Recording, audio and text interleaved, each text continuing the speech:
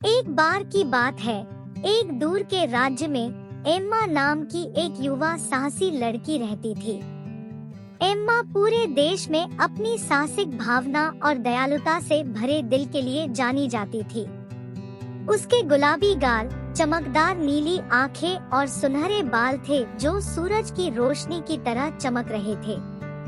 एक धूप भरी सुबह, जब एम्मा राज्य के बाहरी इलाके की खोज कर रही थी, वह जंगल के अंदर एक छिपे हुए रास्ते पर ठोकर खाई। जैसे जैसे वह आगे बढ़ती गई, पेड़ ऊंचे होते गए और पक्षियों ने मधुर धुनें गाई। यह एक जादुई जंगल था और एम्मा इसे हवा में महसूस कर सकती थी। इस मंत्रमुग्ध जंगल के मध्य में एम्मा ने प्राचीन राजसी पेड़ों का एक उपवन खोजा। उनकी पत्तियां असंख्य रंगों से चमक रही थी, भले ही अभी शरद ऋतु नहीं आई थी। उपवन के केंद्र में अन्य पेड़ों से अलग एक पेड़ खड़ा था, एक झिलमिलाता पेड़ जिसके पत्ते हवा के साथ नाचते हुए प्रतीत होते थे।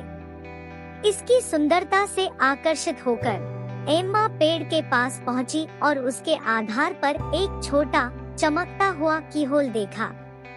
उसने अपनी जेबों की तलाशी ली और उसे एक सुनहरी चाबी मिली जो उसे अपनी दादी से उपहार के रूप में मिली थी।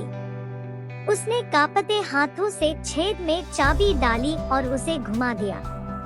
उसे आश्चर्य हुआ, पेड़ और भी अधिक चमकने लगा और उसकी शाखाएं धीरे धीरे नीचे की ओर झुकी और एक छिपा हुआ द्वार दिखाई देने लगा। एम्मा अंदर चली गई और जैसे ही वह अंदर गई, जंगल ने उसे अपने रहस्य बताए। यह मंत्रमुग्ध वन है, हवा की कोमल आवाज ने कहा।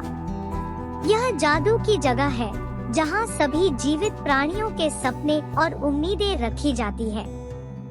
एम्मा अपने रास्ते में जगमगाते जुगनुओं का पीछा करते हुए जंगल में और अंदर तक चली गई।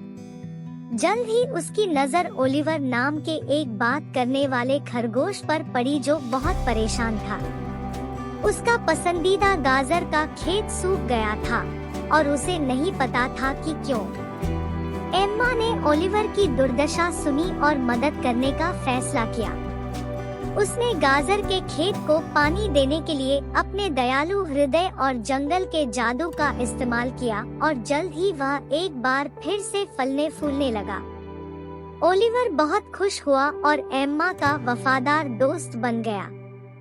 जैसे ही एम्मा ने अपनी यात्रा जारी रखी, उसका सामना रोजी नाम की एक शरारती परी से हुआ। रोजी ने गलती से अपनी सहेलियों को एक मनमौजी जादू से पत्थर की मूर्तियों में बदल दिया था। एम्मा ने अपने दयालु हृदय और त्वरित सोच से रोजी को जादू पलटने में मदद की और आभारी परियों ने एम्मा को परी धूल की एक छोटी शीशी उपहार में दी। प्रत्येक मुठभेड़ के साथ एम्मा की दयालुता और बहादुरी एक प्रकाश स्तंभ की तरह चमकती थी। उसने एक खोए हुए यूनिकॉर्न को उसके घर का रास्ता ढूंढने में मदद की, एक डरावने ड्रैगन को दोस्ताना बातचीत से शांत किया और यहाँ तक कि एक क्रोधी ट्रोल को भी यात्रियों के साथ अपना पुल साझा करने के लिए मना लिया। एम्मा के कार्यों की बात पूरे मंत्रमुग्ध वन में फैल गई और जानवर और जादुई जीव मदद के लिए उसके पास आने लगे। वह जंगल की रक्षक और दयालुता की संरक्षक बन गई। एक दिन जब एम्मा झिलमिलाते पेड़ के नीचे खड़ी थी, उसने एक इच्छा की। मैं चाहती हूँ कि मंत्रमुग्ध वन हमेशा जादू और आश्चर्य का स्थान बना रहे। पेड़ ने उसकी इच्छा पूरी कर दी और उस दिन से मंत्रमुग्ध वन और भी अधिक सुंदरता और आश्चर्य से खिल उठा। एम्मा ने अपना साहसिक कार्य जारी रखा, यह जानते हुए कि जंगल और उसके जादुई निवासी हमेशा उसके प्रिय मित्र रहेंगे। और इसलिए मंत्रमुग्ध वन के मध्य में एम्मा ने दयालुता, रोमांच और दोस्ती के स्थायी जादू से भरा जीवन जिया।